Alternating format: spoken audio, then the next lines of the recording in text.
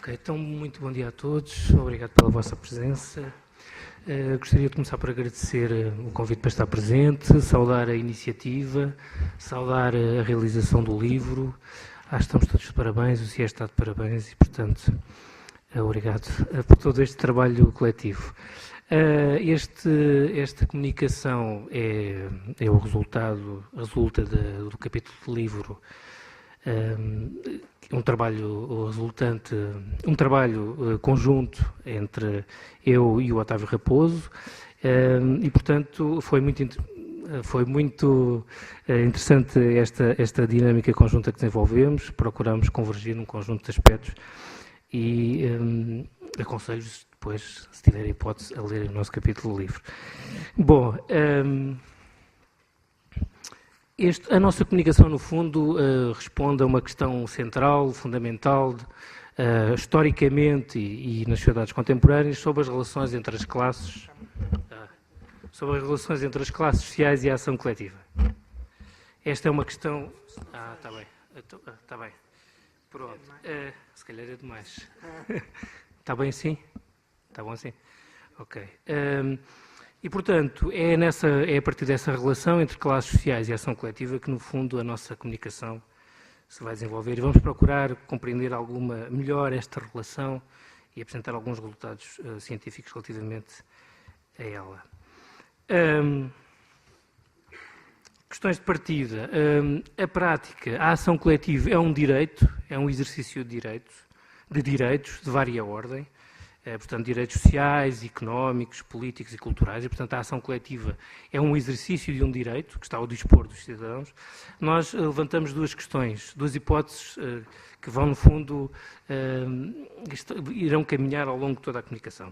A primeira hipótese é, será que esses tais direitos, os tais direitos, são igualitariamente exercidos ou, pelo contrário, as democracias contemporâneas estão a construir dinâmicas de ação coletiva ancoradas em desigualdades de classes? Portanto, até que ponto é que as classes sociais não estão a produzir, as desigualdades de classe não estão a produzir desigualdades de participação no contexto das democracias contemporâneas?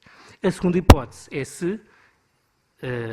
digamos que, levantamos a primeira hipótese, mas a segunda hipótese, mas apesar disso, se não é possível que as desigualdades de classe possam também elas capacitar os indivíduos para a ação coletiva. E isto é algo também, do ponto de vista histórico, podemos observar na modernidade, não é? Até que ponto é que essas situações de desigualdade de classes poderão elas próprias também ser mobilizadoras da ação coletiva? O nosso desafio, a nossa perspectiva é de compreender a ação coletiva a partir das condições sociais dos atores, das desigualdades de condições sociais. E observamos esta relação de classes e ação coletiva a partir de 4 escalas de análise e da sua interligação. A escala de análise europeia, a escala de análise nacional, a escala de análise local e a escala de análise individual. Do ponto de vista teórico, fazendo uma apresentação do estado da arte, este é um desafio riquíssimo, não é? Na história da sociologia, na história do pensamento da teoria social relativamente a esta relação entre classe e ação coletiva.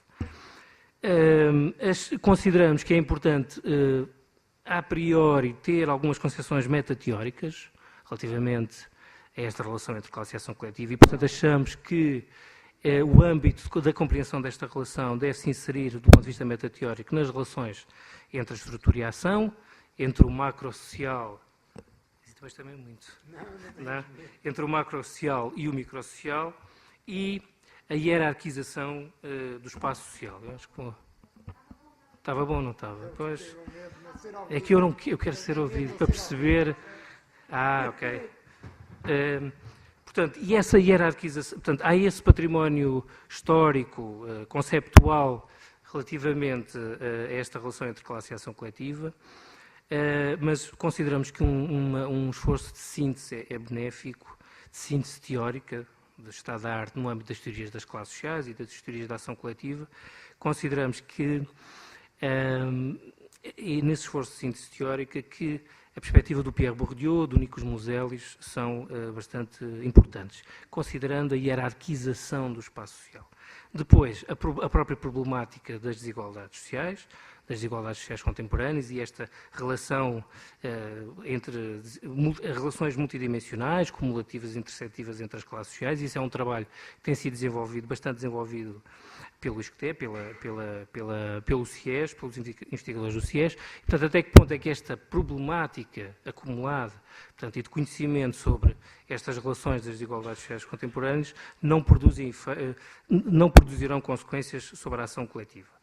Depois, dois conceitos relevantes também para operacionalizar mais ao nível micro esta relação entre classe e ação coletiva, que é o conceito de hábitos militantes do Crossley e também o conceito de cidadanias insurgentes do Woolston. O que iremos apresentar do ponto de vista empírico é, no fundo, uma análise multidimensional e holística, considerando níveis o estrutural, os contextos sociais, a interação social e as disposições sociais dos atores. Aqui também há um trabalho acumulado relevante, o Pierre Bourdieu, o António Firmino da Costa e o Bernard Laire consideramos relevante. Depois, do ponto de vista metodológico, portanto, temos esta preocupação de articular os níveis macro e microsocial e, portanto, vamos tentar observar a influência dos contextos sociais dos países e das estruturas de classes europeias na adesão a um conjunto de práticas de ação coletiva. Mais ao nível micro, procurando aprofundar mais qualitativamente perfis de cidadãos insurgentes residentes em territórios precarizados. Portanto, a estratégia metodológica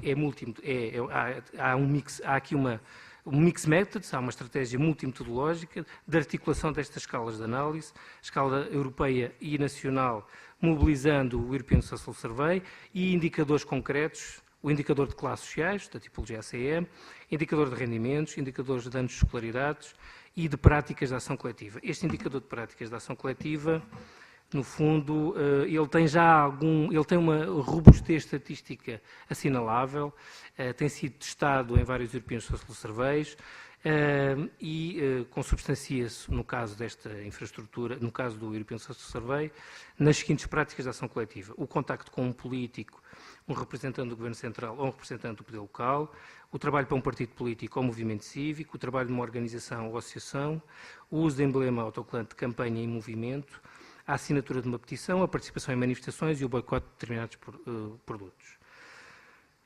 Os dados que iremos apresentar do ponto de vista da análise do inquérito European Social Survey assentam quando o indivíduo respondeu a pelo menos ter pelo menos realizado uma destas práticas de ação coletiva. A escala local e individual é mobilizada através de retratos sociológicos de 3 jovens de bairros desfavorecidos da área metropolitana de Lisboa, a Sheila, o Hermelindo e o Queri. Apresentamos agora a escala, portanto, a análise de resultados empíricos à escala europeia e nacional, começando primeiro pela distribuição das práticas de ação coletiva nos países europeus, e, portanto, Portugal é dos países com mais reduzidas práticas de ação coletiva. Verifica-se que os cidadãos da Europa do Norte e da Europa Ocidental são mais mobilizados para a ação coletiva. E, pelo contrário, com menores práticas de ação coletiva, os cidadãos do leste europeu e da Europa do Sul, com exceção da Espanha, são os que se mobilizam menos. Depois, ainda na perspectiva macrosocial, na perspectiva estrutural, a importância das estruturas europeias de classes para compreender as práticas de ação coletiva no contexto europeu. O que fizemos foi, a partir da distribuição das classes no conjunto dos países europeus, realizámos uma análise de cluster e agregámos os países e, portanto, apurámos 4 estruturas europeias de classe, na continuidade do trabalho desenvolvido por outros colegas do CIES, portanto, o apuramento de estruturas europeias de classe. Portugal aqui situa-se na estrutura europeia de classe 4.